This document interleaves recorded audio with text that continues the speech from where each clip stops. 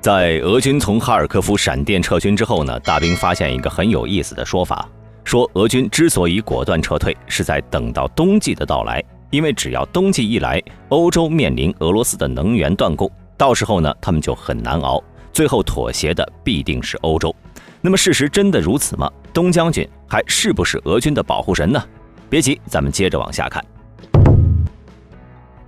俄乌战争一晃200多天过去了，从最初的兵围基辅到乌东大战，再到现在的俄军哈尔科夫闪电撤军，无不透露出昔日苏军的钢铁洪流、大纵深机动穿插通通都不见了，直接回到了100多年前的一战时期。目前马上冬季就要来临了，有不少人都猜测，这是不是意味着俄乌战争会迎来一个转折点呢？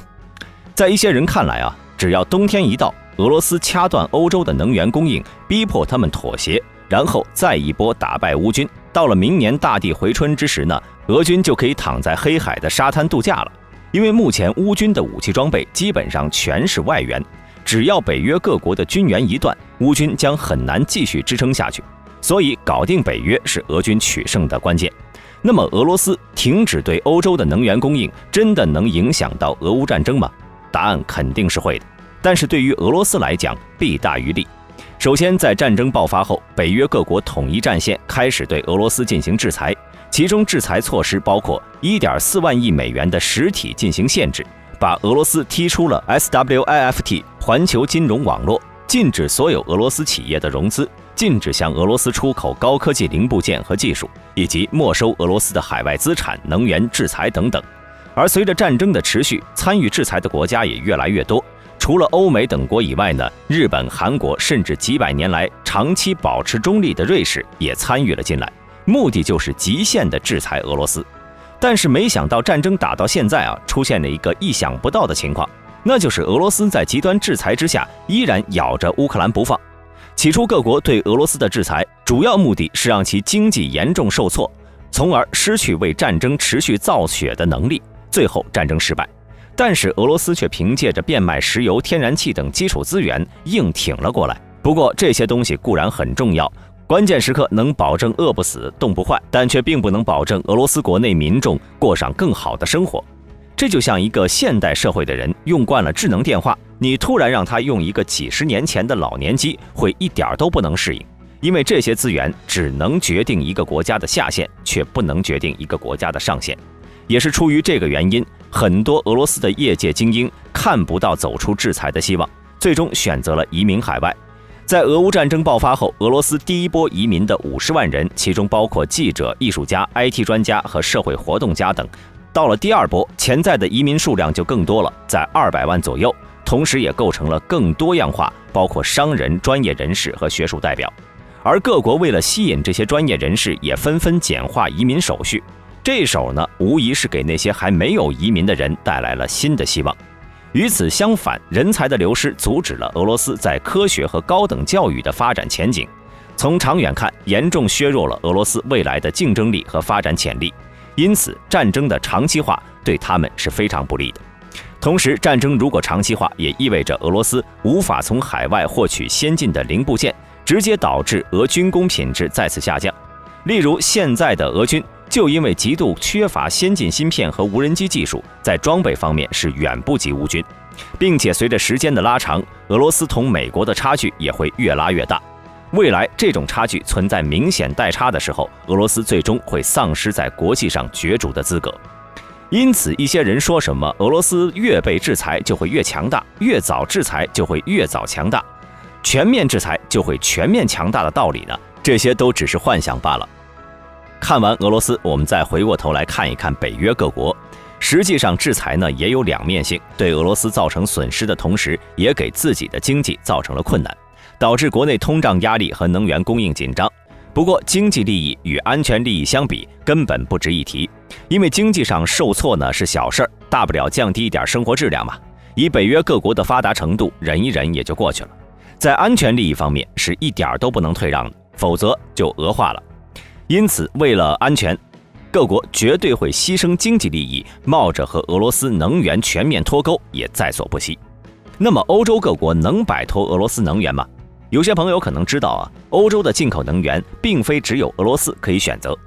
此前来自俄罗斯的天然气、煤炭和原油占总进口的比例呢，分别是35%、28%和27%。而这些能源呢，当然可以被代替，大部分都只是长期合同而已。不过，寻求替代能源要有一个过程。例如，欧盟曾决定在2030年前逐步摆脱对俄罗斯矿石燃料的依赖，并且准备在今年底前将来自俄罗斯的天然气减少2/3，所需缺口由美国和中东替代。所以，不难看出，欧洲各国未来必然是要与俄罗斯脱钩的。那么，他们今年冬天怎么办呢？这点也是多虑了，因为即便俄罗斯掐断能源供应，北约各国照样是能够活下去。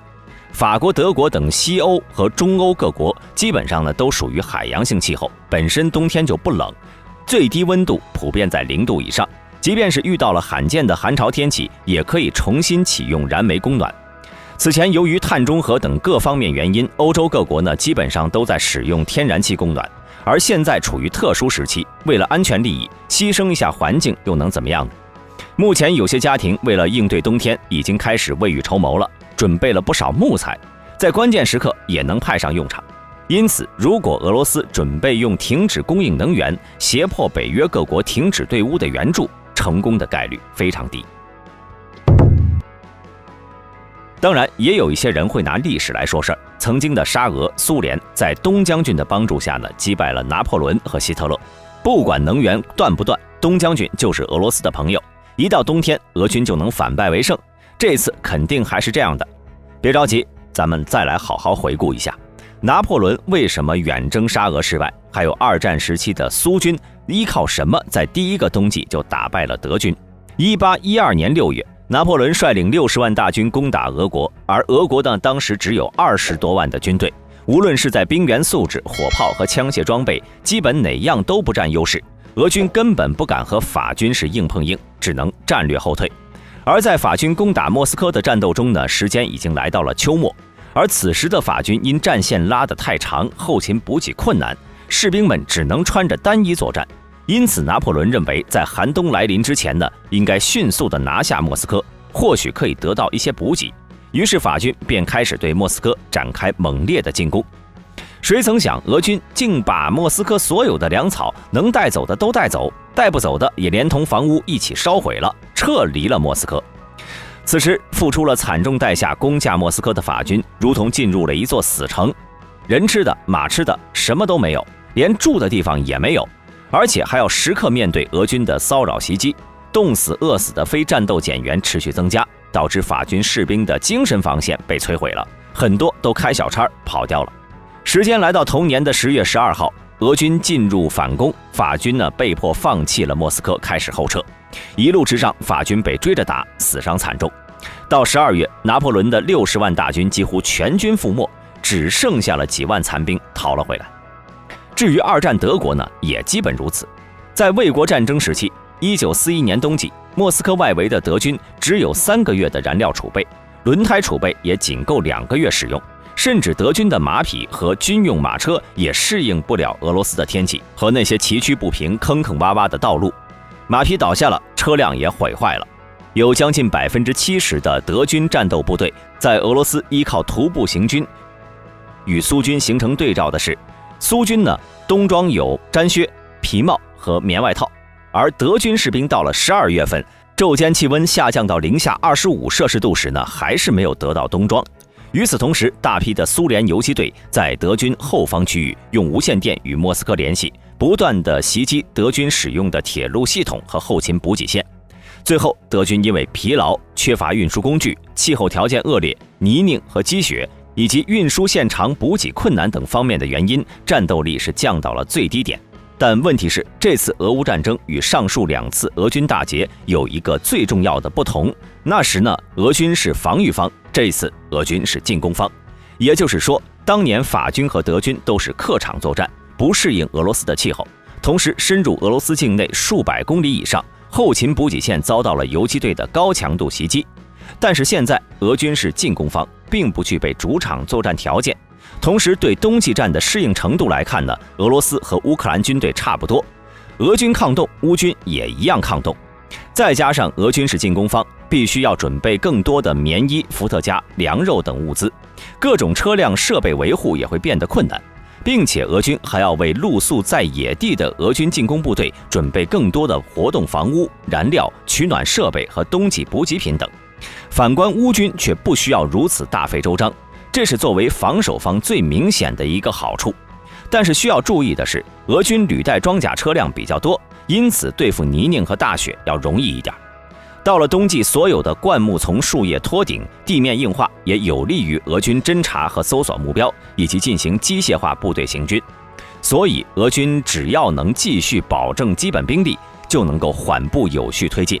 而以目前来看，乌军的重武器损失多，大多数是以步兵轻武器为主，因此不大可能组织大兵团进行全方位的反攻。毕竟只利用轻步兵在开阔平坦战场对准备完善的机械化部队阵地实施大规模突袭不太现实。最好的选择呢是上述俄军在面对法军和德军的进攻时呢，采取不定时的袭扰，同时再设法把俄军补给线掐断。这样一来呢，有压力的就是俄军了。